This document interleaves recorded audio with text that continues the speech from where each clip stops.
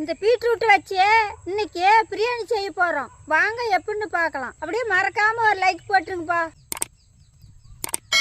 கடலை எண்ணெய், பட்டை வகைகள், பச்சை மிளகாய், இஞ்சி பூண்டு விழுது,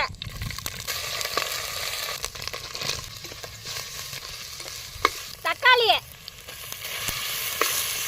மிளகாய் தூள், கல் உப்பு, நறுக்குனா பீட்ரூட்டு, தயிர்,